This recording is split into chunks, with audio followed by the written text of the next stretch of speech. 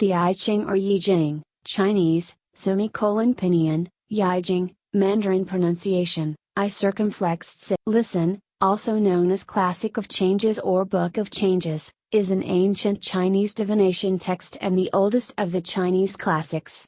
Possessing a history of more than 2.5 millennia of commentary and interpretation, the I Ching is an influential text read throughout the world, providing inspiration to the worlds of religion, psychoanalysis, literature, and art.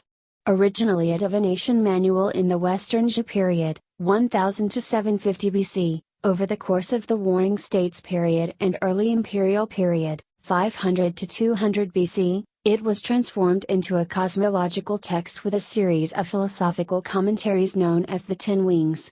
After becoming part of the five classics in the 2nd century BC, the I Ching was the subject of scholarly commentary and the basis for divination practice for centuries across the Far East, and eventually took on an influential role in Western understanding of Eastern thought.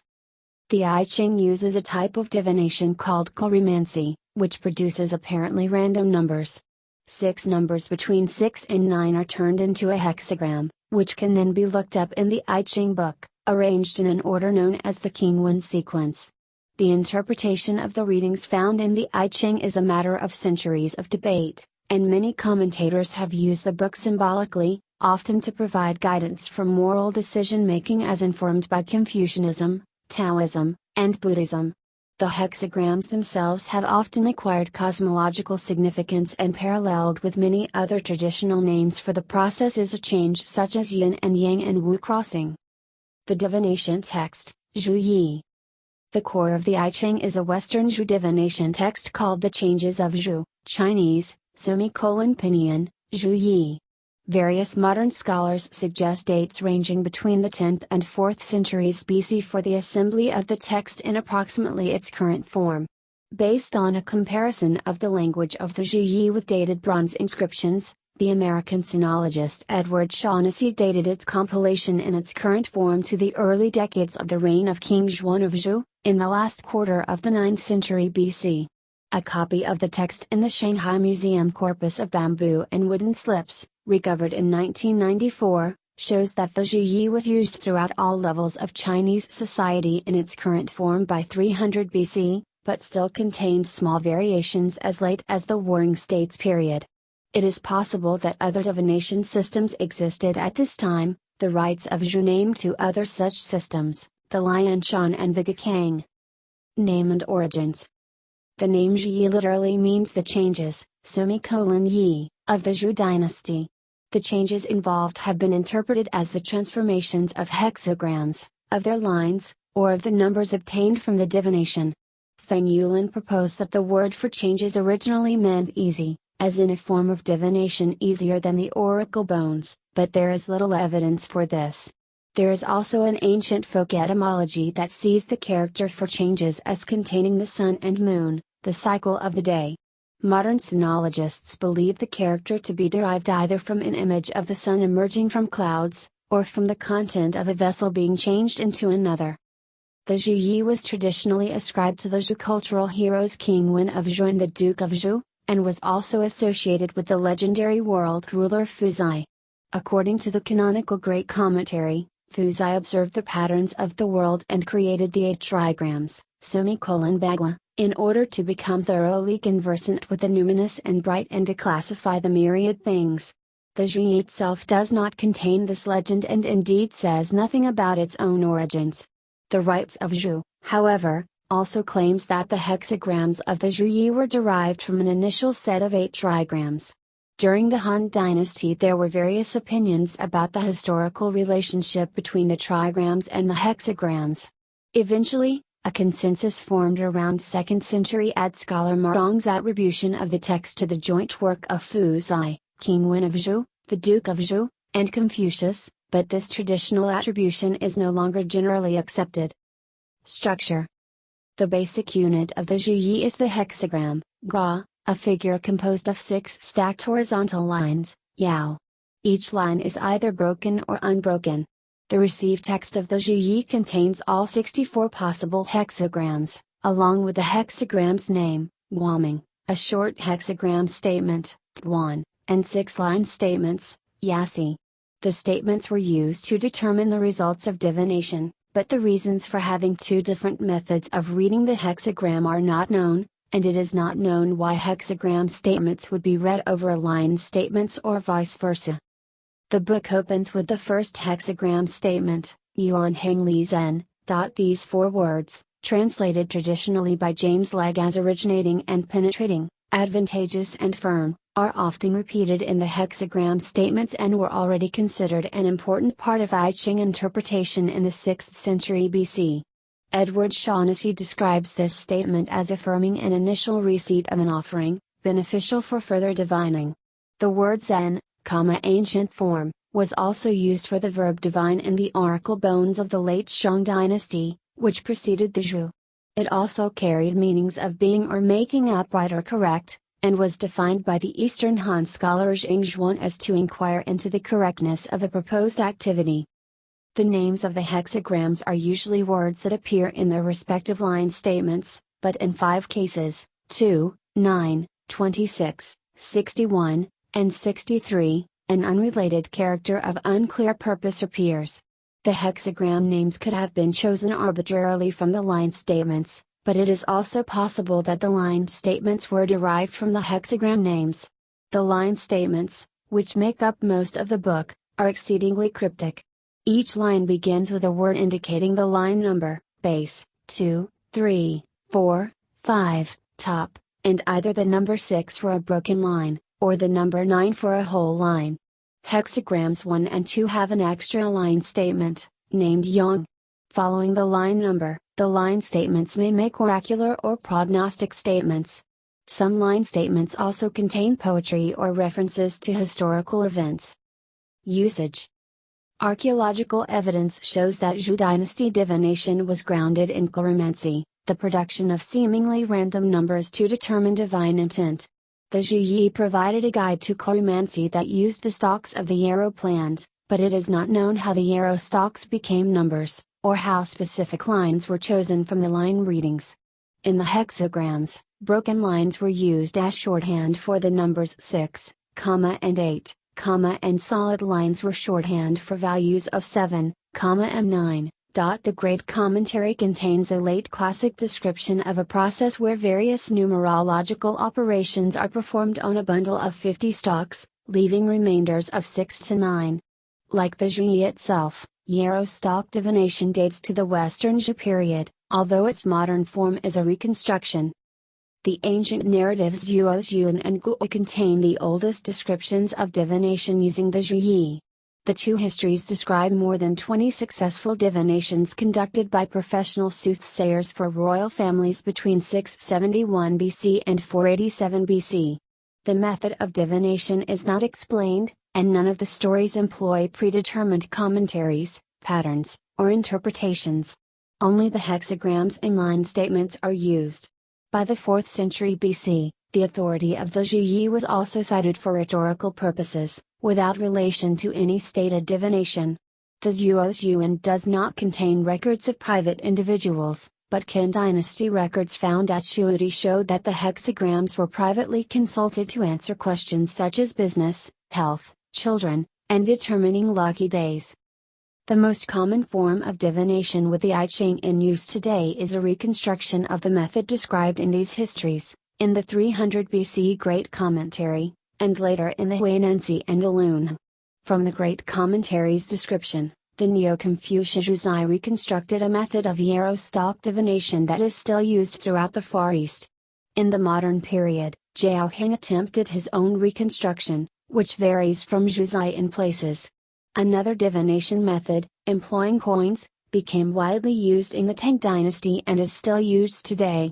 In the modern period, alternative methods such as specialized dice and cartomancy have also appeared. In the Zhuozhuan stories, individual lines of hexagrams are denoted by using the genitive particle z followed by the name of another hexagram where that specific line had another form.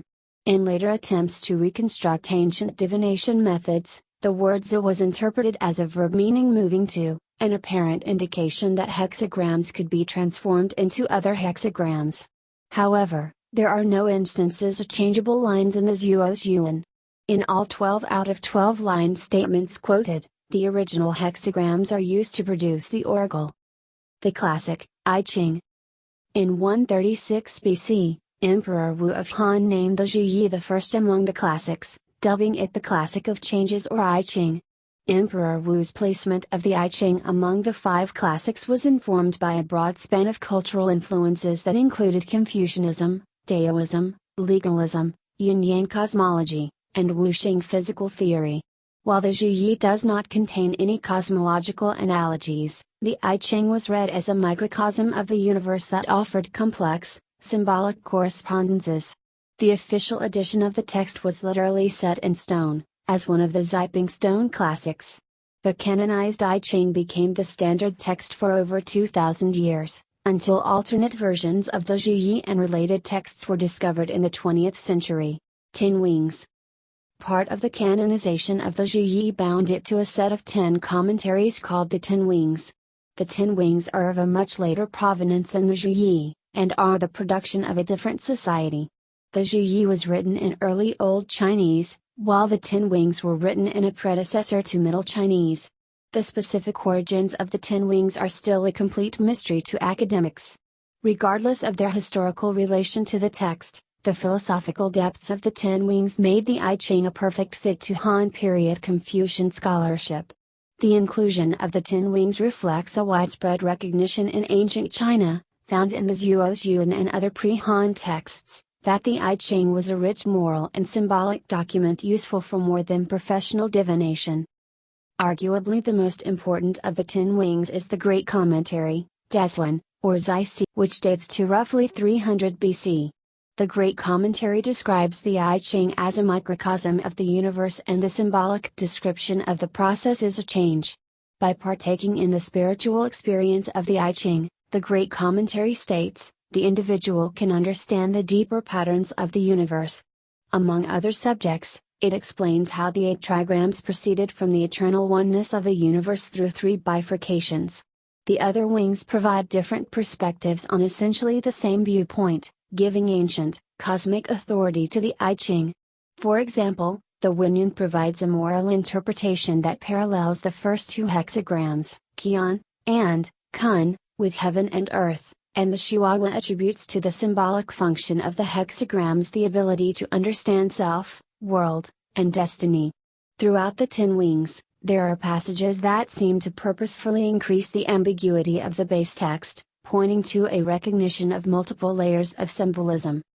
The Great Commentary associates knowledge of the I Ching with the ability to delight in heaven and understand fate. The sage who reads it will see cosmological patterns and not despair in mere material difficulties. The Japanese word for metaphysics, Kijijagaku, Pinyin, Xing or Shangzu, is derived from a statement found in the Great Commentary that what is above form, Xing or Shang, is called Tao, what is under form is called a tool. The word has also been borrowed into Korean and re-borrowed back into Chinese. The 10 Wings were traditionally attributed to Confucius, possibly based on a misreading of the records of the Grand Historian. Although it rested on historically shaky grounds, the association of the I Ching with Confucius gave weight to the text and was taken as an article of faith throughout the Han and Tang dynasties. The I Ching was not included in the burning of the Confucian classics, and textual evidence strongly suggests that Confucius did not consider the Zhuyi a classic. An ancient commentary on the Zhuyi found at Muang Dui portrays Confucius as endorsing it as a source of wisdom first and an imperfect divination text second. Hexagrams. In the canonical I Ching, the hexagrams are arranged in an order dubbed the King Wen sequence after King Wen of Zhou, who founded the Zhou dynasty and supposedly reformed the method of interpretation. The sequence generally pairs hexagrams with their upside-down equivalents, although in 8 cases hexagrams are paired with their inversion. Another order, found at Muang Dui in 1973, arranges the hexagrams into 8 groups sharing the same upper trigram. But the oldest known manuscript, found in 1987 and now held by the Shanghai Library, was almost certainly arranged in the King Wen sequence, and it has even been proposed that a pottery paddle from the Western Zhou period contains 4 hexagrams in the King Wen sequence. Whichever of these arrangements is older, it is not evident that the order of the hexagrams was of interest to the original authors of the Zhuyi. The assignment of numbers, binary or decimal, to specific hexagrams is a modern invention. The following table numbers the hexagrams in Qingwen order.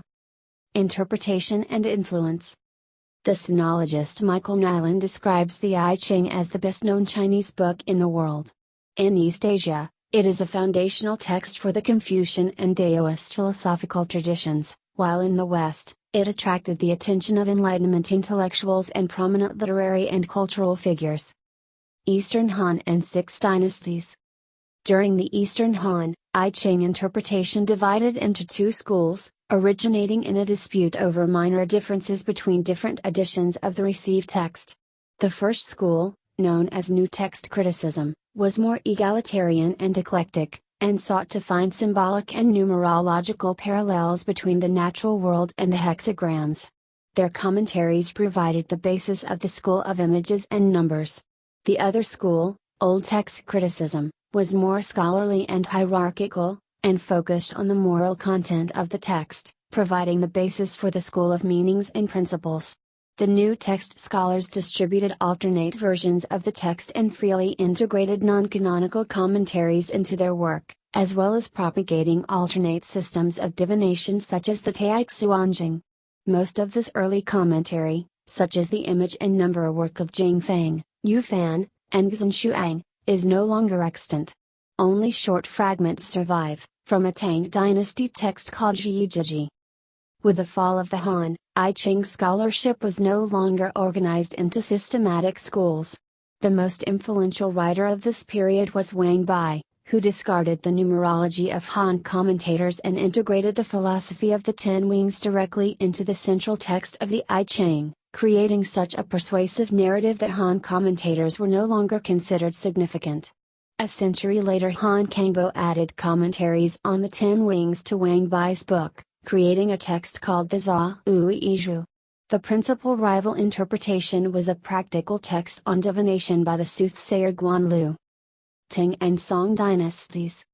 At the beginning of the Tang dynasty, Emperor Taizong of Tang ordered Kong Yingde to create a canonical edition of the I Ching. Choosing the 3rd century Zha Ui Izhu as the official commentary, he added to it a subcommentary drawing out the subtler levels of Wang Bai's explanations. The resulting work, the Zha Ui Izingji, became the standard edition of the I Ching through the Song dynasty. By the 11th century, the I Ching was being read as a work of intricate philosophy, as a jumping-off point for examining great metaphysical questions and ethical issues. Cheng Yi, patriarch of the Neo-Confucian Chengzhou school, read the I Ching as a guide to moral perfection. He described the text as a way for ministers to form honest political factions, root out corruption, and solve problems in government. The contemporary scholar Xiaoyong rearranged the hexagrams in a format that resembles modern binary numbers, although he did not intend his arrangement to be used mathematically. This arrangement, sometimes called the binary sequence, later inspired Leibniz. Neo-Confucian. The 12th century Neo-Confucian Zhuzai, co-founder of the Chengzhou school, rejected both of the Han dynasty lines of commentary on the I Ching, proposing that the text was a work of divination, not philosophy. However, he still considered it useful for understanding the moral practices of the ancients, called rectification of the mind in the Great Learning. Zhuzai's reconstruction of I Ching Yarrow stock divination, based in part on the Great Commentary account, became the standard form and is still in use today. As China entered the early modern period, the I Ching took on renewed relevance in both Confucian and Daoist study. The Kangxi Emperor was especially fond of the I Ching and ordered new interpretations of it. Qing dynasty scholars focus more intently on understanding pre-classical grammar, assisting the development of new philological approaches in the modern period. Korean and Japanese. In 1557, the Korean Neo-Confucian Yi Wang produced one of the most influential I Ching studies of the early modern era, claiming that the spirit was a principle, Li, and not a material force, Qi. Wang accused the Neo-Confucian school of having misread Zhuzai.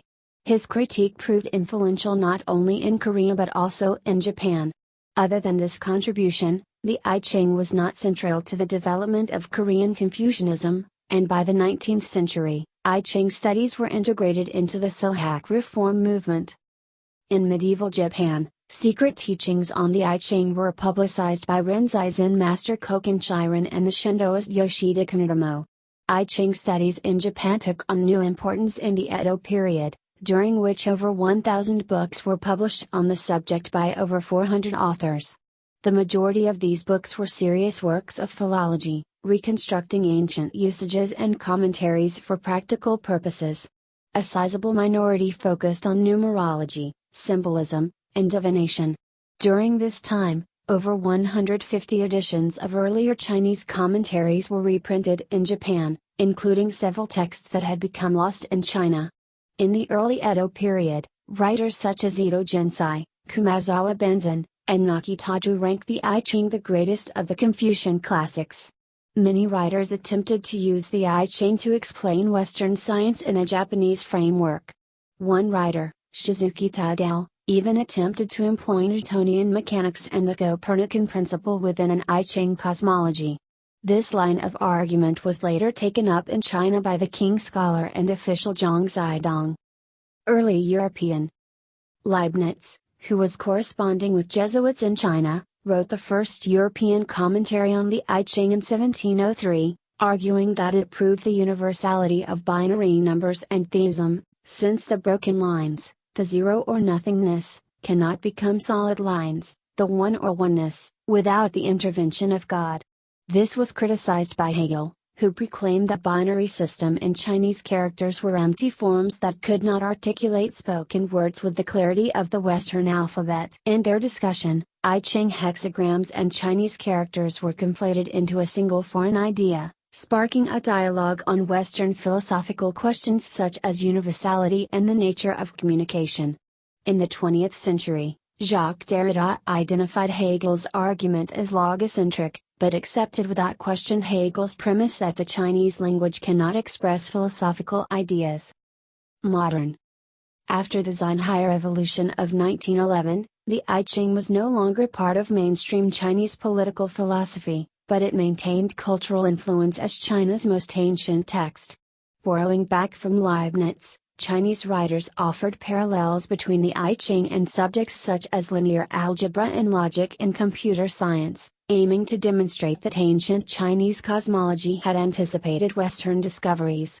The sinologist Joseph Needham took the opposite stance, arguing that the I Ching had actually impeded scientific development by incorporating all physical knowledge into its metaphysics. The psychologist Carl Jung took interest in the possible universal nature of the imagery of the I Ching, and he introduced an influential German translation by Richard Wilhelm by discussing his theories of archetypes and synchronicity.